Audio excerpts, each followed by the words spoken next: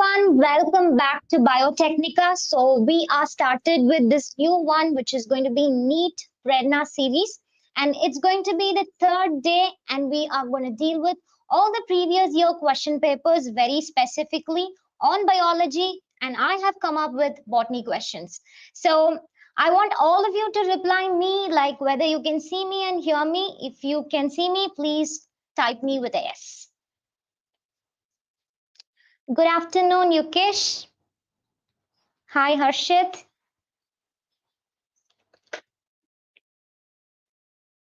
Okay, so we know that the exam is very close by. All of you are very much seriously preparing for the examinations. Before going in for the session, we will just have a discussions of how you have to prepare during this time. So when you're going in for any kind of preparation, it's very important you're going to revise it because you've already done with all the topics, most of the question. Now it's the time for you to scroll on to questions, previous year question papers, and read on to your NCRT lines once again, back again. Whether it's physics or chemistry or biology, whatever it is, it's a time for you to revise, and also it's a time for you to solve lots and lots of questions. So today I have come up with some questions for you, and we are going to deal with it. And if you're going to be very quick enough with me, we can solve many questions more. So I just want all of you to just reply me. Can we start the session for now? Yes, good afternoon, Chandan. Yes, okay. Good evening, Roshni. Yes, Vinod. Yes.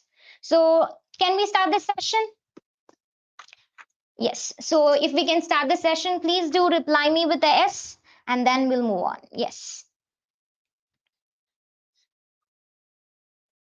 Okay.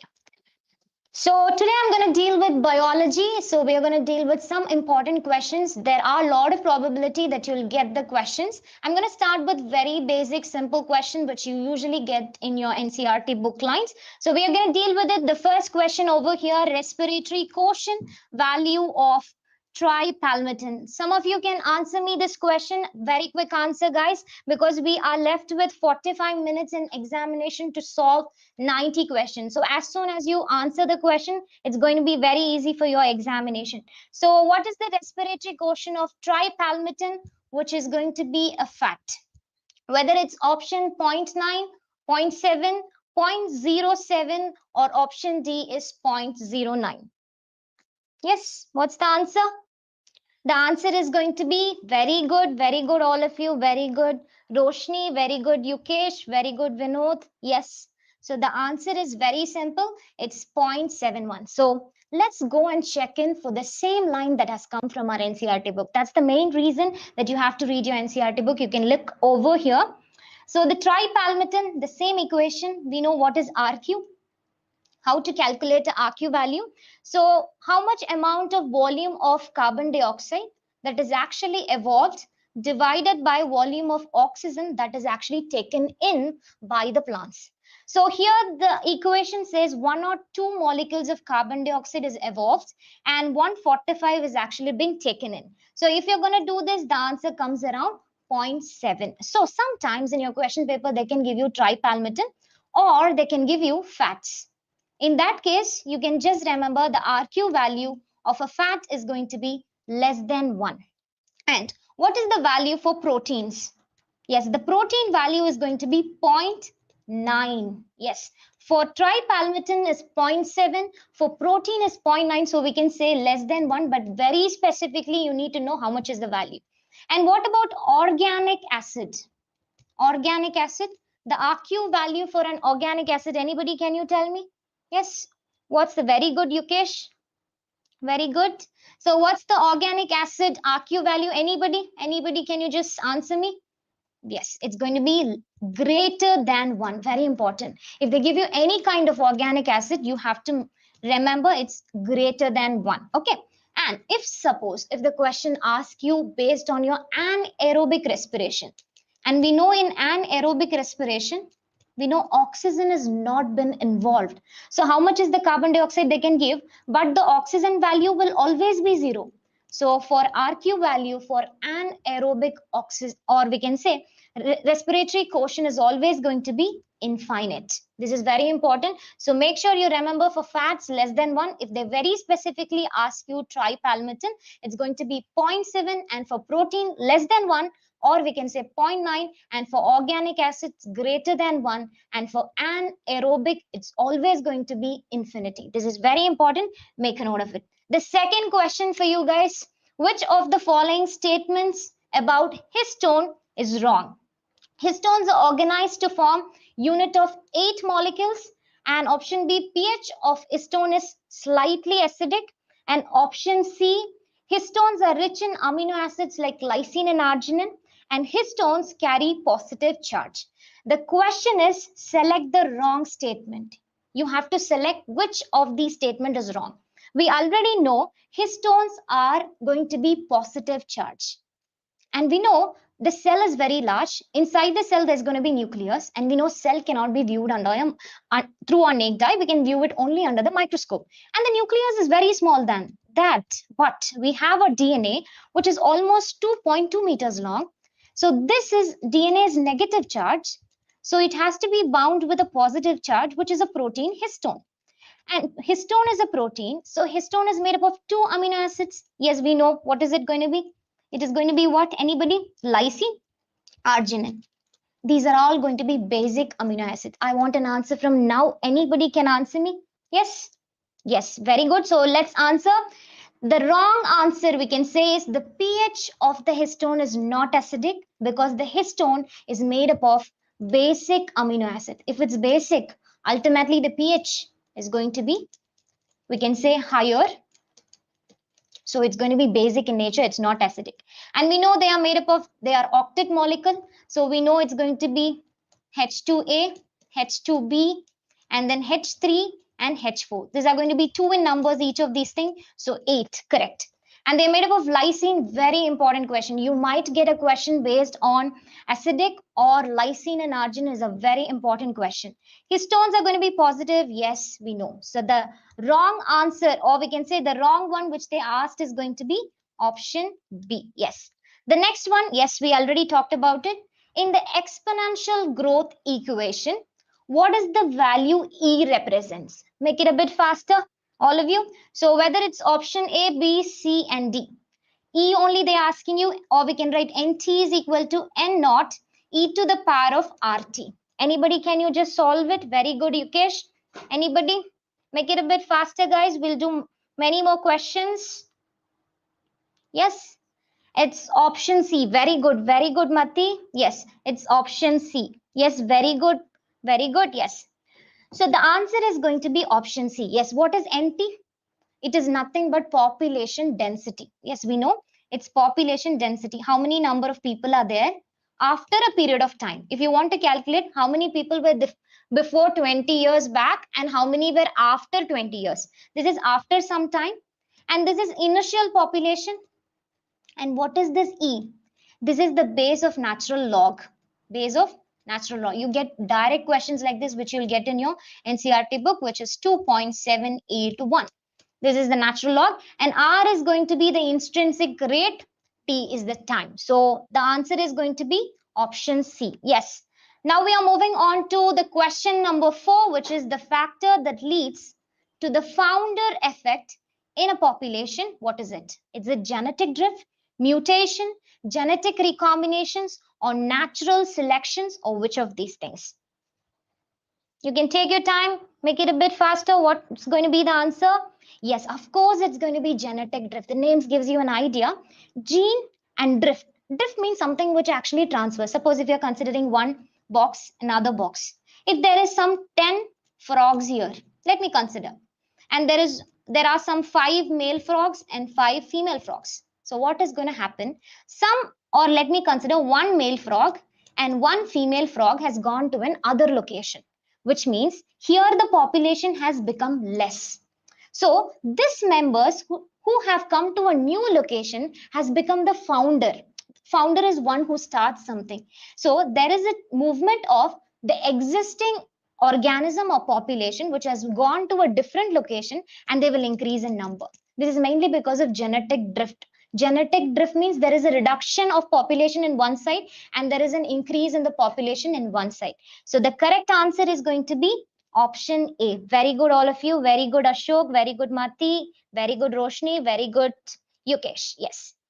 In Down syndrome, very easy question, direct question. It's from genetics. The sex complement. They're talking about the sex complement. We know that there are 23 pairs. Answer this question. So it's going to be 46 chromosomes. Just answer this question very quickly. What would be the answer for Down syndrome? Down syndrome, anybody? It's option B. Very good, Yukesh. It's option B only. Yes. The answer is option B. But how you can remember? Very important. It is not related with sex chromosome. It is related with autosomal chromosomes. Which is the chromosome? Anybody? What is the chromosome number which is getting duplicated here? What's the number? Anybody? Very good, Mati. Very good, Roshni. Very good, Harshit. What is the autosome chromosome number? Anybody? It's very good, Mati. Very good, very good. It's going to be chromosome number 21. And we know we used to have two chromosomes, one from the father and one from the mother. But in this case, it will become three.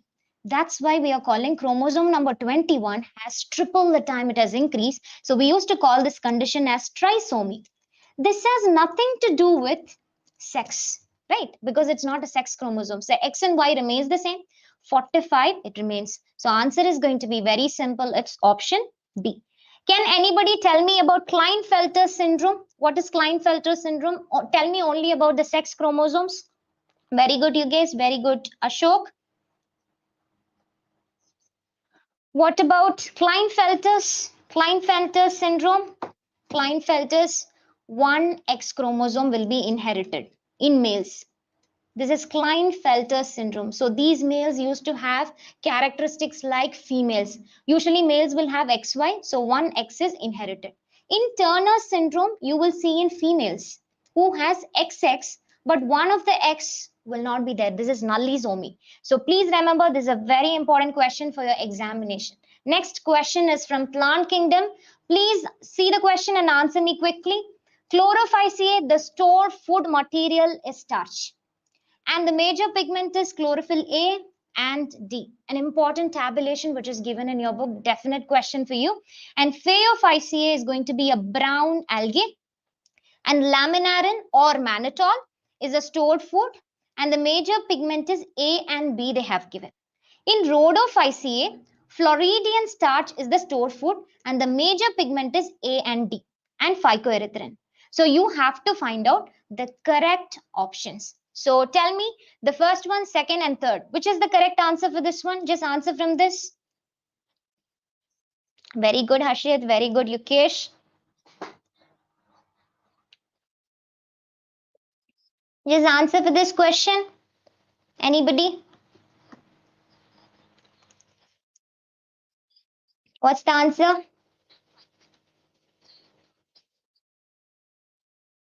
Okay, let me deal with this question. You can just try it once. Option D. Option D. Okay, let's do this question. Okay, Mati is telling option D. Let's check in for the answers. Okay, let's do. So we know you have to remember this one very importantly. I'm going to talk about Chlorophyceae. Chloro means green. So Chlorophyceae means green algae. So green algae is going to have a storage food material which is always going to be starch. And we know starch is made up of amyloses and amylopectin, which are going to be alpha D glucoses. So this is the food. And the pigment is very important. Usually any organism which performs photosynthesis has chlorophyll A in common. So here also they have chlorophyll A, and very important, they have chlorophyll B. So first compound is always going to have A and B together. Second one is brown algae. I'm writing brown algae as BA. We call it Phaeophyceae. And here they are going to have laminarin. Very important. Laminarin, sometimes in your examination, they'll give you mannitol. Yes, these are alcohols. And when you hear of the word laminarin, you should remember the example laminaria. Yes. And here you just remember chlorophyll A is common. Yes. And I'm going to leave it as such for now. And red algae is going to be Rhodophyceae. And here it is starch, but it's Floridian starch, a modified version of a starch. So here it is going to be chlorophyll A, and remember rhodo, D is there. So it's going to be chlorophyll D. So chlorophyll A is going to have A and B pigment. Or we can say phaeophyceae is going to have chlorophyll A and C. Yes, it's not B. Okay. And the last red algae is going to have chlorophyll A and D. Along with that, they have erythrins, phycoerythrin. Phyco means plant, erythrin means red. Okay, let's check in for the option. The first one, the chlorophyceae, the stored food material is starch. Yes, correct. And the major pigment is A and D is given. Okay, let's check in for this. The next one, in Phaeophyceae, the laminarin is the stored food. Okay, yes, it is correct, or it can be mannitol. And the pigment is A and B. No, it is going to be A and C. So this is also wrong. The third one, in Rhodophyceae, Floridian starch is stored, and the major pigment is A and D and phycoerythrin. So third option is only correct. The rest of the options are wrong. So we can say option number D, the third one is correct. First one and second one are actually wrong. It's a very simple question. Okay. Now we very good, Ashok. Next, we are moving on to question number 7. The pyrenoids. When you hear of the word pyrenoids, you should remember where you will see this. You will see in plant kingdom, very specifically in algae, very specifically in the chloroplast. And in the chloroplast, it can be spiral chloroplast or it can be oval chloroplast. You will have some storage granules. This is called as pyrenoids. But the question is, what is this pyrenoids made up of? Anybody answer me? Is it proteinous center and starchy sheath, or core of protein in the center and they have fats around? Or option C is starch surrounded by a sheath of protein, or a core of nucleic acid surrounded by a protein sheath? What is the answer? Very good, Yukesh. The answer is proteins will be in the center. Yes, proteinous center, whereas the starch will be outside like this. So the outside is going to have starch. The inside, they are going to have protein. So the answer is very simple. Protein in the center, starch outside. So it's option A. So option A is the correct one. Very good, all of you. Next question. You have to choose, match the following questions, and you have to choose which one is correct. It is marked like this. Out of these three statements, which one is correctly given? Anybody can answer. Pleiotrophy. First, tell me the example for pleiotrophy. Anybody? Anybody? What is the example for a pleiotrophy?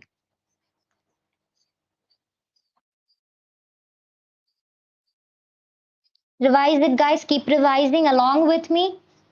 Pleiotrophy example, which is given in our book, is phenylketonuria. Phenylketonuria. Another example you should remember is sickle cell anemia.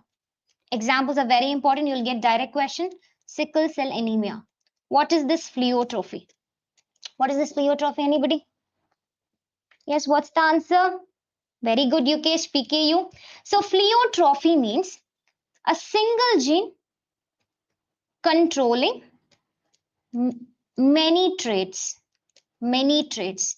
So in sickle cell, we will be seeing one gene responsible for changing the shape of the RBC and reducing the amount of the RBC, which are two traits actually.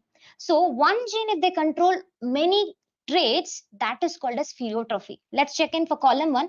A single trait, they have mentioned trait is controlling alleles. No, genes only control alleles, or we can say alleles control traits, but they have given wrongly, so we cannot choose this option. Multiple allelism. The name gives you an idea, multiple allelism. So one example is ABO blood group, not AB blood group. AB blood group you will see in codominance. This is ABO blood group. Here, gene is going to be I only, but gene is going to have IA, IB, IO, which are three alleles.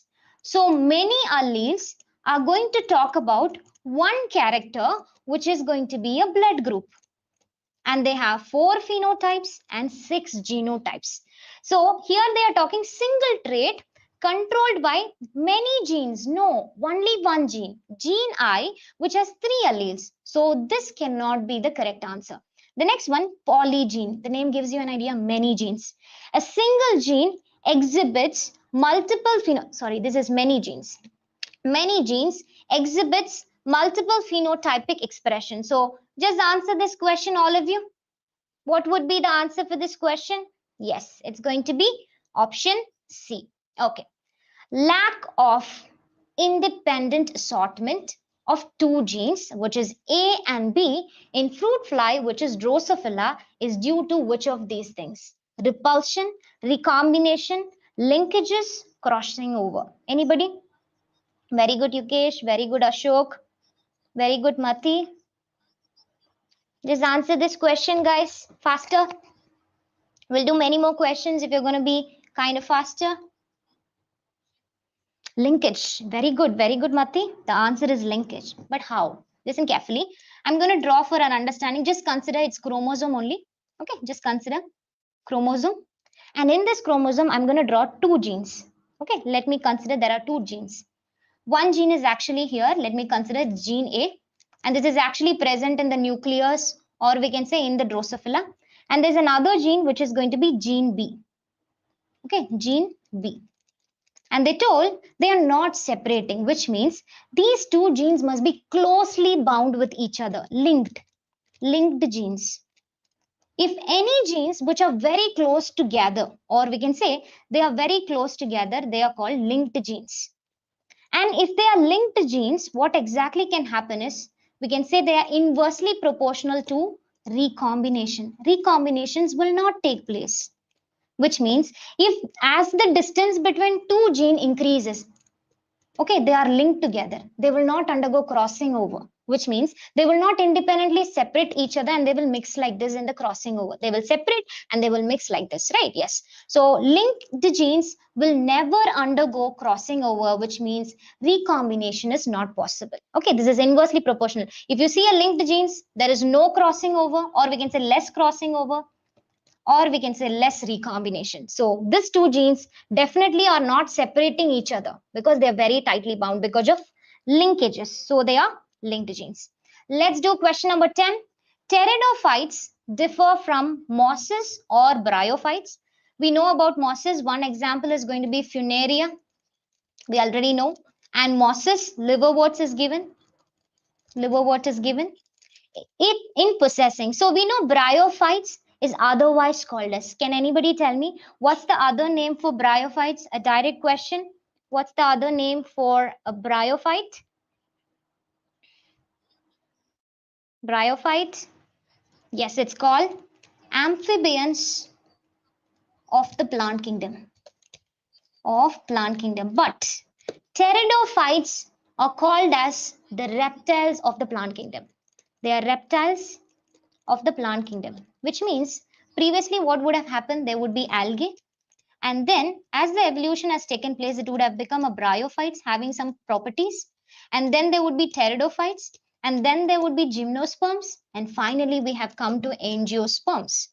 So what's the difference between a bryophytes and a pteridophytes? Bryophytes do not have a vascular system, but a pteridophytes has a very well developed vascular system. So the answer is going to be option number 2, or we can say option B. Very good, Mati, very good.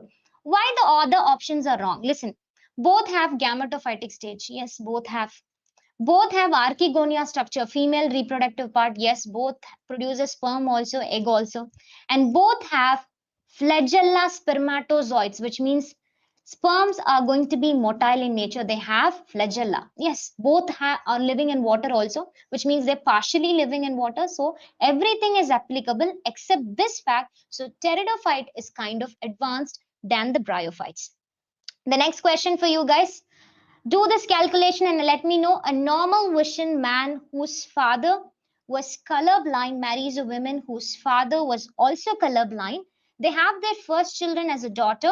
What are the chances that this child would also be a colorblind? I'm going to give you 2 minutes to answer this question. Not even 2 minutes. You can just solve within 1 minute.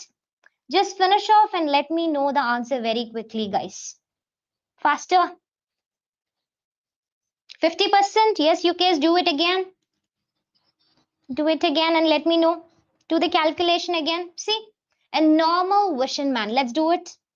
A normal vision man. So this man is having a normal vision, which means he has X and Y chromosome. Why I'm writing this? Color blindness is sex linked. So color blind is sex linked, or we can say X linked. X linked. So a male used to have XY chromosome, a normal vision man. So he is not having any kind of faulty genes. And whose father? So his father is color blind. Whose father is actually color blind. So color blind means he will be having this linked, or we can say this color blind characteristics here. Okay. So this is the son and this is the father. And this guy is going to get married to a woman. This is a woman. We do not know what is going to be the genotype, whether she is a carrier or whether she is normal. We doesn't know. Let us keep it as such. And her father is also going to be colorblind. Her father is also going to be colorblind. Then what is the probability? Then the next one, they have their first child, which is a daughter. They're asking whether this daughter is, what are the chances she can be a colorblind? Let's do it. So there would be a chance this girl would definitely be getting from the father. So she would be getting XC from the father, and the mother can either have X or XC also. If it is XC given, she would be marked as affected, but they didn't give. So let's make it this way. Now let's see. This daughter, who is a female, she will definitely be getting X chromosome from, have a probability of having XC, and she can have a probability of having this also. So this is going to be how much percent? 100%. But the question is how much percent that the girl would be colorblind. She can have a 50% probability of being carrier, not colorblind. 50% probability she can be normal. But the question is how much probability she can be colorblind. So what is the answer, guys? Let me know. Very good, Sophia. The answer is 0%. She's not colorblind, but she can be a carrier or she can also be unaffected. Very good, very good. There are probabilities child can be a carrier. Very good, Mati. Okay, the next question from molecular basis, just look into this. If there are 999 bases in RNA, okay, that codes for how many amino acids? 333 amino acids, and the base at the position 901 is deleted, such that the length of the RNA becomes 998 bases, because one is deleted out of 999, one is deleted. How many codons will be altered? Do this question, whether it's option A 333 or option B 1 or option C 11 and option D 33. Just let me know the answer. Very good, Yukesh. Come on, do this question. Yes, it's option D 33. Yes. Okay, how to do this one? We know that one codon will have 3 bases. Suppose let me take one example, AUG. This is called one codon, but this is one base, this is one base, this is one base. So this is going to give you one amino acid. Okay, so there are 64 codons, which codes for how many amino acids? 20 amino acids. And out of this, there are 3 codons, which are stop codons or nonsense codons, which are UAA, UAG, UGA. Okay, now the question is, there are 999 bases. So let's move in for the explanation. See, 999 bases in RNA is going to give you 333. How to do this? So you just have to remember this. 333 means it is going to be 999 bases.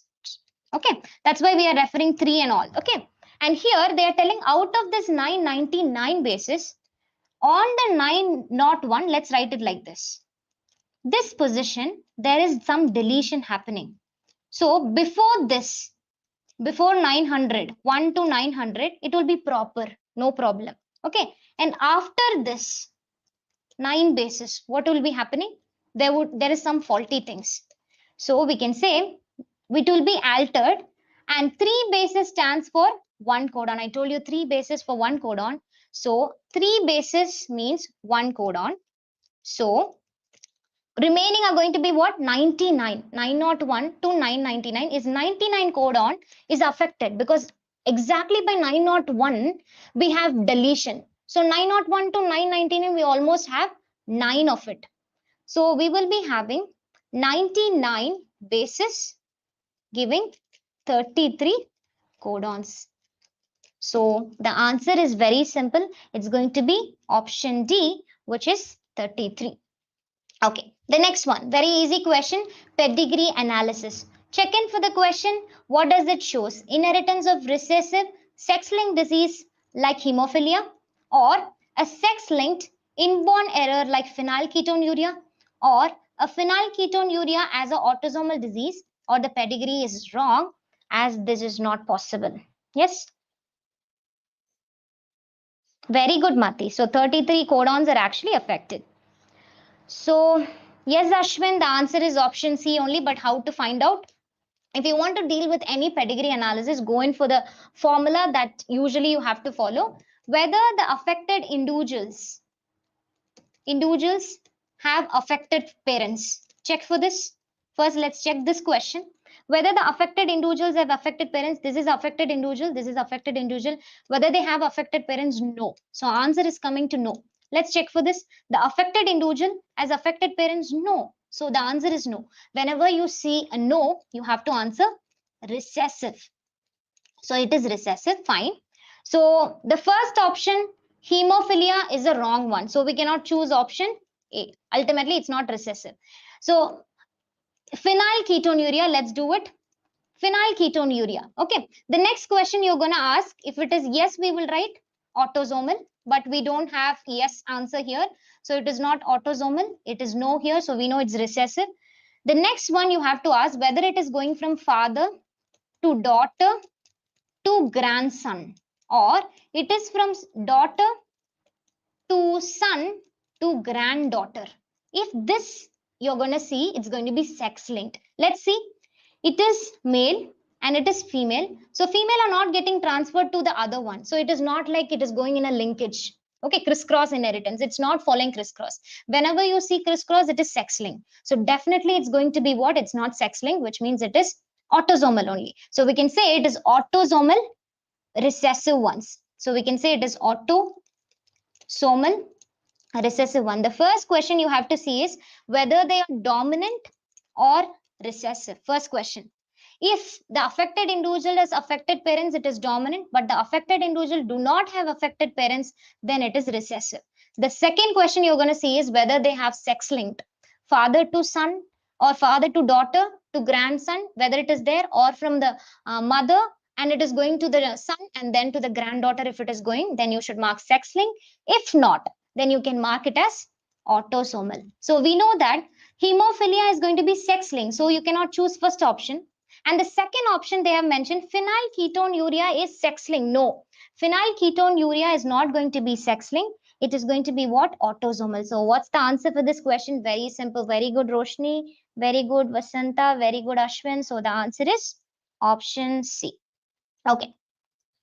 Question number 14, easy question from genetics. Test cross involves crossing between two F1 hybrids, crossing between F1 hybrid with double recessive genotype, or crossing between two genotypes with dominant traits and crossing between two genotypes with recessive traits. What's the answer? Very simple question, direct question. Yes, the answer is going to be very good, Mati. The answer is, of course, it's option B. You have to remember three important crosses.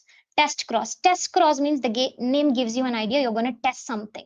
If you want to find out what are the phenotypes going to be, how much the plants are going to have the characteristics like that of a unknown genotype. If you have to find out the unknown genotype, you will do this calculation. Always remember, the formula for a test cross is always F1 hybrid, which is, suppose let's take the parent is tall, father is tall, or we can say the male plant is tall and the female plant is small. And when they undergo crossing, or it is going to give you tall but heterozygous. So this is F1 hybrid, which is not like in the genotype similar to that of the parent, but phenotypically they are similar to that of a father. They look like father, but the gene are not same. So it is F1. When you're going to cross F1 with a recessive parent, that is important. Recessive parent, then you can find out the next generation actually. So if you're going to cross capital T with small t, you will have a probability of getting, what are the chances? Yes, capital T, small t, capital T, small t, small t, small t, and small t, small t. So 50% probability you're going to get. So test cross is between F1 hybrid and the recessive trait of the parent, or the recessive genotype of the parent. This is very important. So answer is very simple, option B. Now tell me, what about back crosses? Formula for back crosses, anybody, can you just let me know what is back cross? Back cross, revised back cross, all of you. And reciprocal cross. Reciprocal cross is very simple. Suppose if the plant is tall, male plant is tall, and the female plant is going to be dwarf. Next time when you're going to cross it, just shift. The male plant as dwarf and the female plant as tall. Just shifting them, reciprocating them. Back cross, how you have to do? You have to do. Anybody? Just answer me, what is back cross? Back cross is very simple. Very good, Mati. What about back crosses? So they can ask you either a test cross or they can ask you back crosses.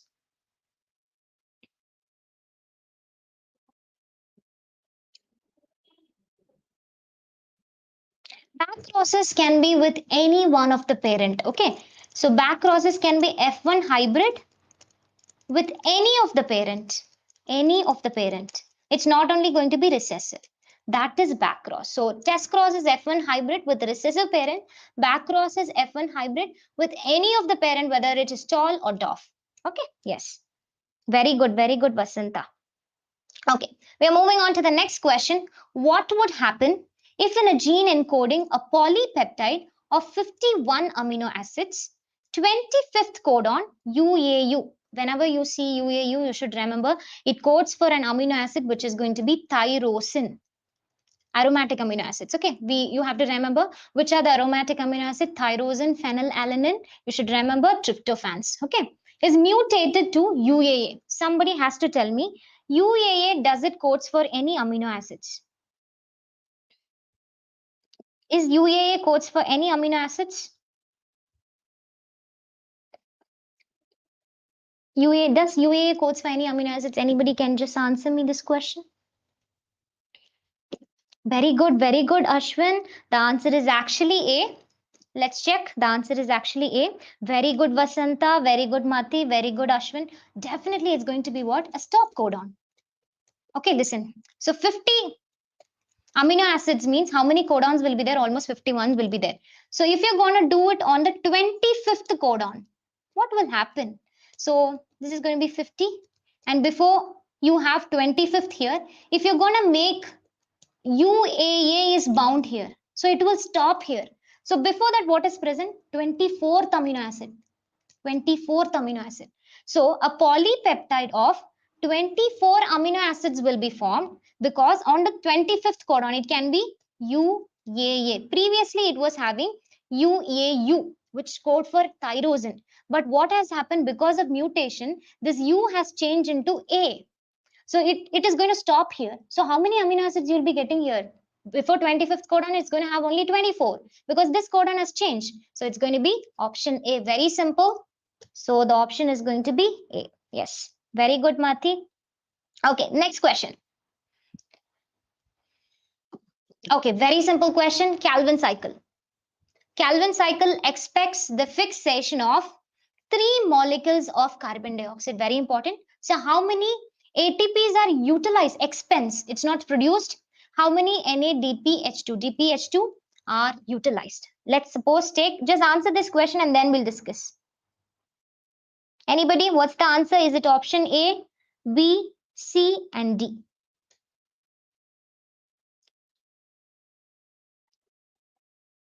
It's option A. According to Ashwin, it's option A. Okay, let's check.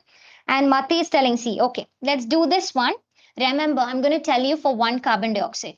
For 1 carbon dioxide, because this is 1 carbon dioxide means 1 Calvin cycle. Okay, so 1 Calvin cycle. But we know 1 carbon dioxide will not give you C6H12O6, which is a glucose, which takes place in stroma.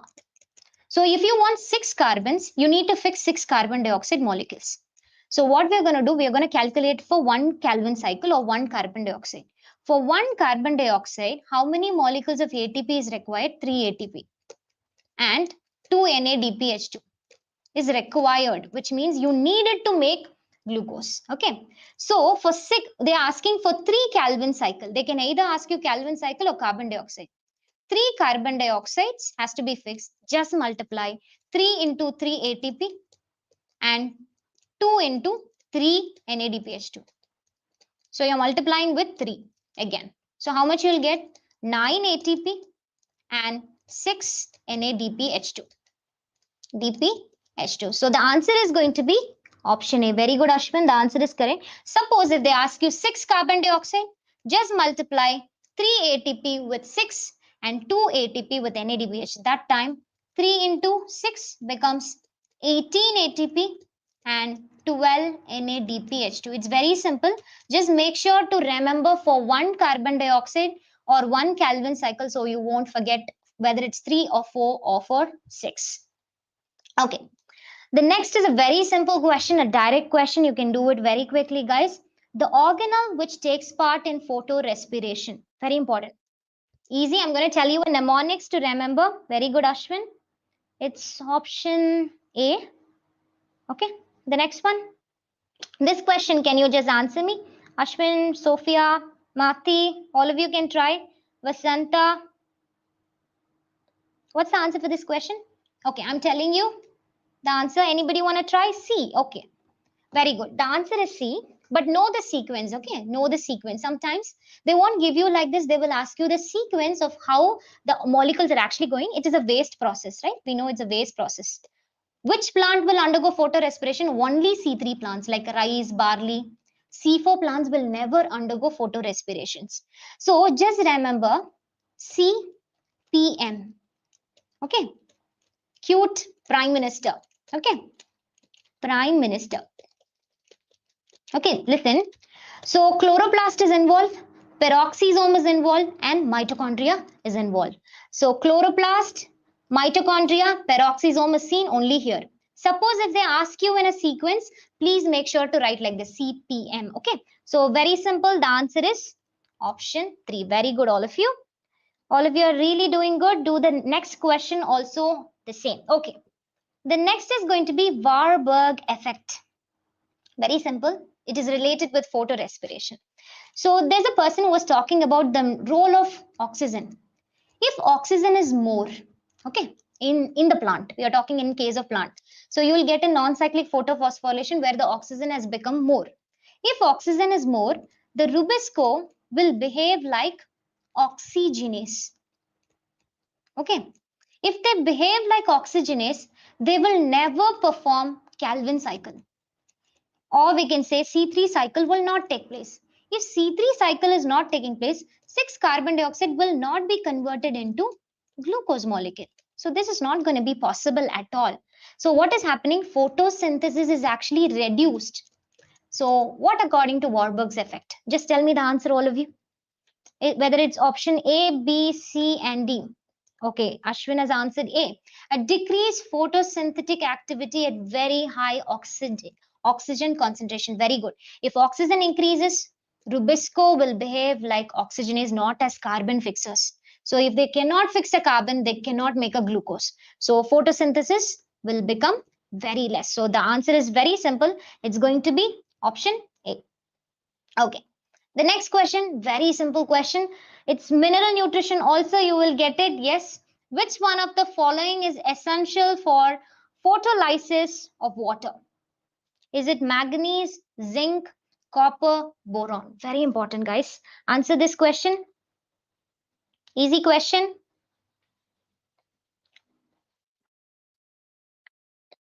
Yes.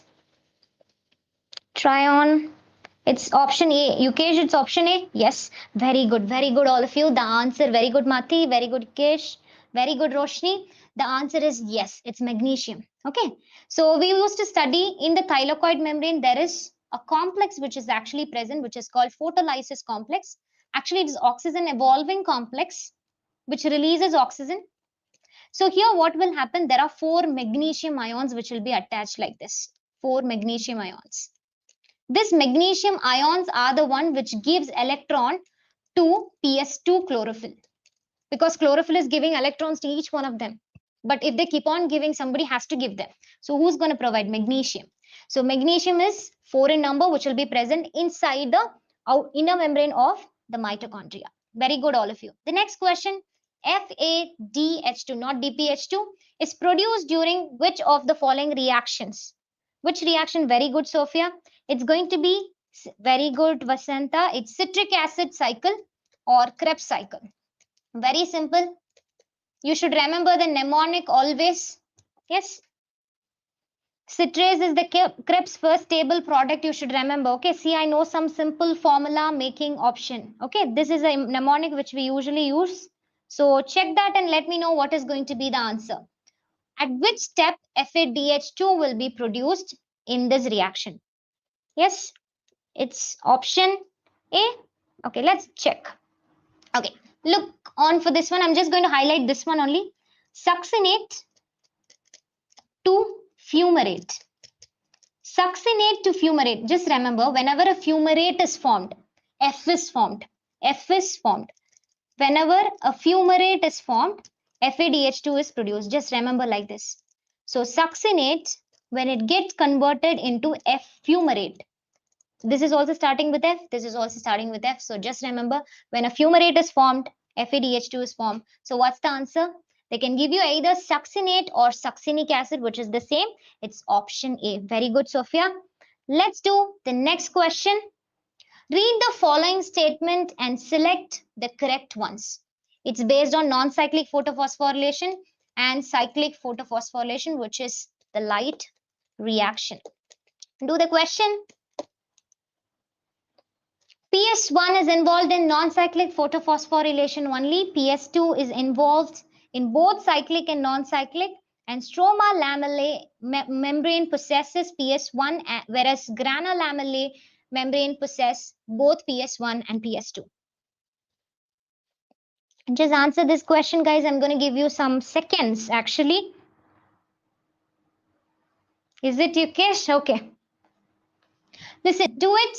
PS1 is involved in non-cyclic photophosphorylation only, or PS2 is involved in both cyclic and non-cyclic? Tell me the answer. Ashwin, it's option C. Okay, let's check.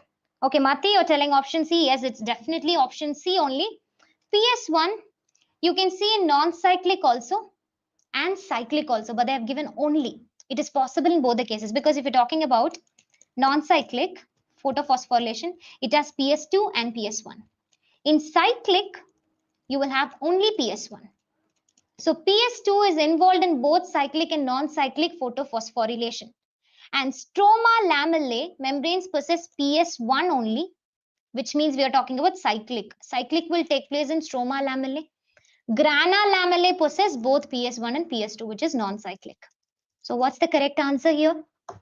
PS2 is involved only in non-cyclic. It is not in cyclic. They have given cyclic here. This is wrong. So what's the answer? Very simple. Yes, the answer is option C only. Yes. So let's mark it. Yes, very good, Mati. Yes. So the answer is C. Okay, let's mark it. Third only. Okay. Let's do the next question. Okay. In which of the following of glycolysis, a molecule of water is removed? Molecule of water is removed from the substrate. Anybody, can you answer? Fructose 6 to fructose 6 for 1,6 bisphosphate, not biphosphate. And 3-phosphate glyceraldehyde to 1,3 BPGA, or pep2 pyruvate, or 2PGA to pep. Easy question, very easy question. If you remember glycolysis, it's really going to be easy for you guys. Just answer this question. Where is the water is actually removed from the substrate? Anybody, can you answer?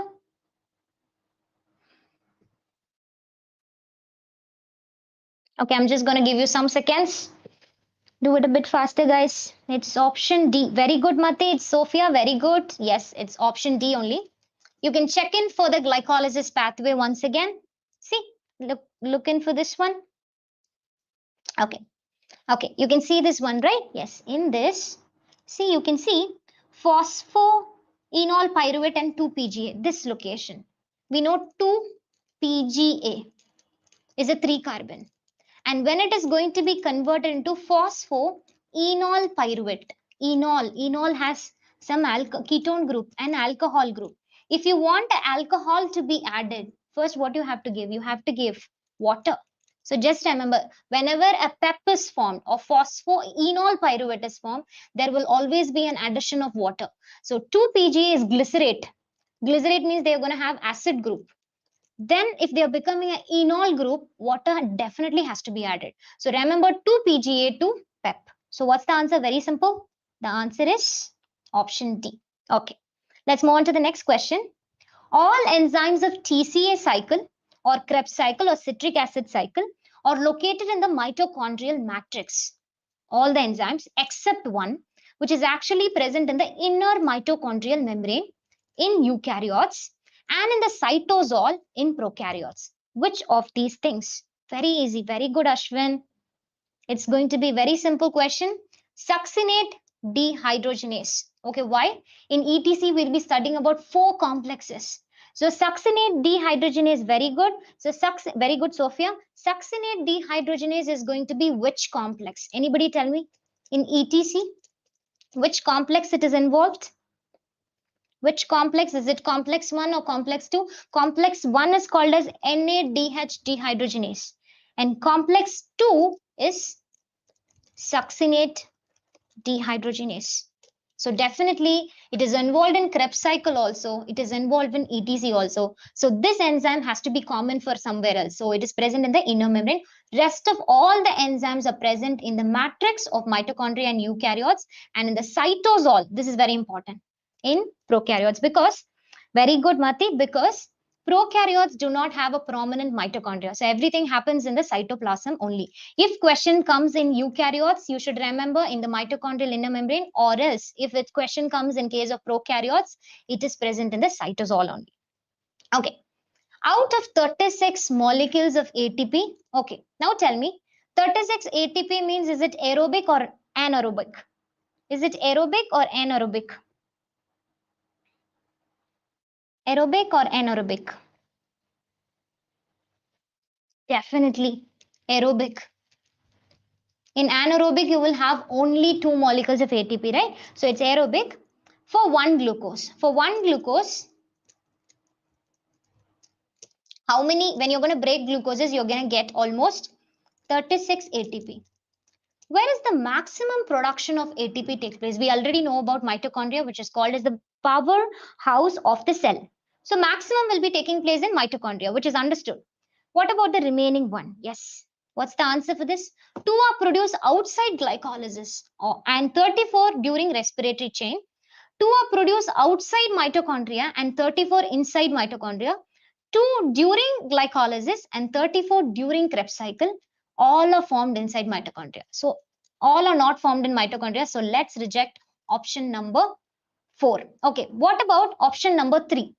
2 during glycolysis, correct? Because in glycolysis, 2 ATPs are formed. Totally 4 minus of 2 which is utilized. So 2 and 34 not during Krebs cycle.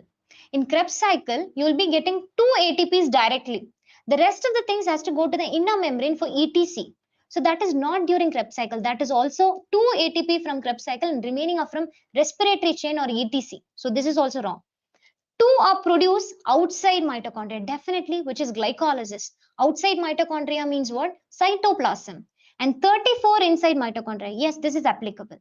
So the answer is B, but let's check in for the first option. 2 are produced outside glycolysis, not outside glycolysis, right? So that's a wrong statement. So very good, Mathi. The answer is going to be option B. Very good, Ashwin. The answer is option B only. Next, easy question. 2 cells, A and B are there. There's a cell A and there's a cell B. And the cell A is having an osmotic potential of 10 atmosphere, osmotic pressure of 10 atmosphere, and turgor pressure of 7 atmospheric pressure.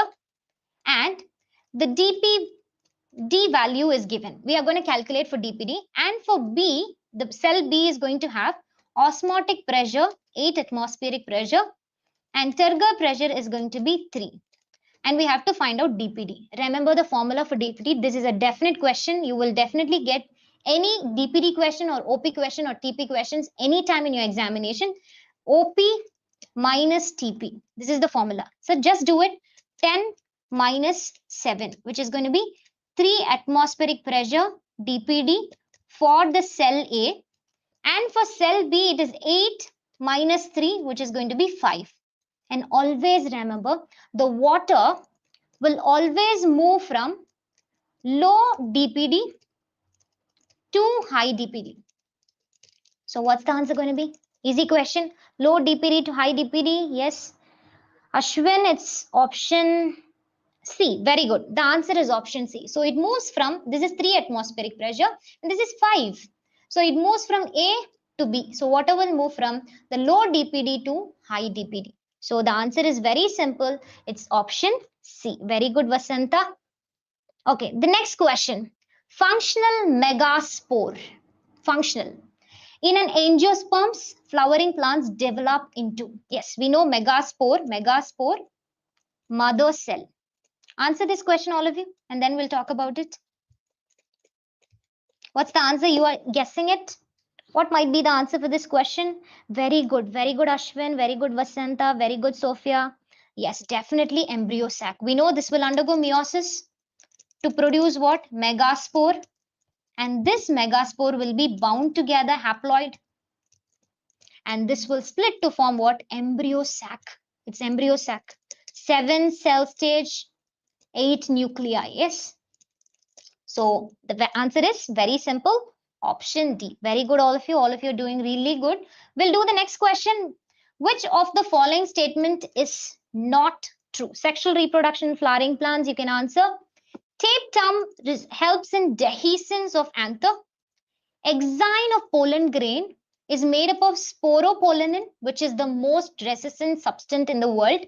And most species of pollen grain causes allergic reaction or none of these things, which is not true. You have to find out the wrong statement. Okay, let's see.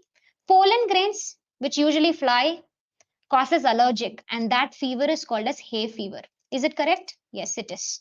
Tell me the answer now. Option A. Okay, yes, of course it's option A, because we know that an anther is made up of 4 layers: epithelium, endothelium, middle layer, and tapetum. The first 3 layers are responsible for breaking of this anther and releasing the pollen grain, but tapetum is not responsible for opening of this anther at all. So this is a wrong statement. So you have to choose option A. What about pollen grain? Yes, if we're talking about pollen grain has intines here. This is intine. This is going to be exine. And we know that the pollen grain will fly and it has to reach the female reproductive part. So it has to be very resistant.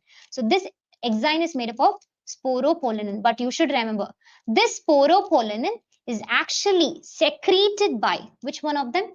Tapetum. It is secreted by tapetum. So answer is very simple. It's option A. Okay, the next question, we'll do the next question. Okay, very simple question from unit number 1. Very easy question. Always this question repeats. Match the following one with column 1 and column 2 and tell me. Herbarium, key, museum, catalog. Just see the option, all of you. I think all of you can see the option. Mati, not only endothelium, epithelium, endothelium and middle layers are also responsible for dehiscence of anther. Okay, what's the answer? Easy, very simple question. Herbarium is where dry plants, everything are actually preserved. So if you know herbarium at least, it's a place where dry and pressed plants are kept, correct? And museum, all of you know, everybody used to go to museum, right? It's a place where plants and animals are preserved. So very simple. So just check for the option where they have given A is 3. So you can see in B and D, they have given this option. So the third option, museum, is going to be 1. So you're finding here also this, here also this, here also this. And B, key. Key is a questionnaire kind of thing. A booklet consisting of list of characters and alternative, yes or no question. That's why alternatives to find out the taxa. So key is going to be 4th one. So A is 3, B is 4, and C is 1, and D is going to be 2. So the answer is very simple. It's option D. Very good, Roshni. Very good, Atib. Okay. Very good, Mati. Yes. The next one, last question we'll do, and then we'll end the session. Okay. Yes. Select the 4 statements given below and select 2 Correct options, one among them. Biological species definition was given by Ernst Mayr. Okay, let's check. Photoperiod does not affect reproduction in plants. Binomial nomenclature was given by R.H. Whittaker. Unicellular organism reproduction is synonymous with growth. What's the answer? Very simple question. You have to find out two correct ones. Whenever you look for a question, make sure whether they are talking about wrong ones or correct one. Yes. So Ashwin is telling it's option A. Okay, let's check. Yes, the answer is option A only. Answer is option C. Yes, the answer is option C, which is A and D. Biological species concept was given by genus and species concept was given by Ernst Mayr. Correct. Photoperiod will definitely affect flowering plants. There's short day plants and long day plants. How much amount of light is required, that will indicate the flowering nature, which means it is going to be reproduction only. So this is a wrong statement, so you cannot choose this. First statement is correct. The third statement, binomial nomenclature was given by. Anybody who gave binomial nomenclature? Carolus Linnaeus, or you can say. Okay. But they have given R.H. Whittaker. R.H. Whittaker talked about 5 kingdom classification. He didn't talk about the nomenclature, the naming of the species. So this is a wrong statement. You cannot choose this. In unicellular organism, the growth is immortal. They keep on multiplying. They keep on increasing. So reproduction means it is related to growth only. Ultimately, this is the correct statement. So the answer, very good, Ashwin. The answer is option C. Yes. So in the next class, we will be seeing the rest of the things. So I'll be coming after 2 days. So we will continue with the rest of the questions. So come over for 1 hour and we'll solve 30 previous year question paper. And let's check whether you guys are remembering the concept. And usually you'll get all the questions from your NCERT. So we are going to deal, today we have dealt with some botany questions. And later we'll be doing some botany questions and zoology questions also. So come over, we are going to do a lot of human physiology questions also. And for your information, you can also join our Telegram channel. You can get all the notes, all the previous year question papers. You can get materials, freebies, everything. And if you can also get the important topics of different subjects, which is actually given like physics, chemistry, and biology separately. So that will be given in the description box, or you can find it in the live chat. Download all of you. It will be very useful. And do not be very stressed or worried at the last moment. It's going to be very simple for you. You have done almost everything. Revise questions a lot during this period and learn NCERT lines line by line. And concentrate a lot on physics, chemistry, and biology as planned. And take care of your health really, really well. And all the very best to all of you. Thank you so much for the time and thank you very much. And I'm going to come in the next session and meet you all of you. Yes, thank you all of you. Yes, thank you very much. Thank you.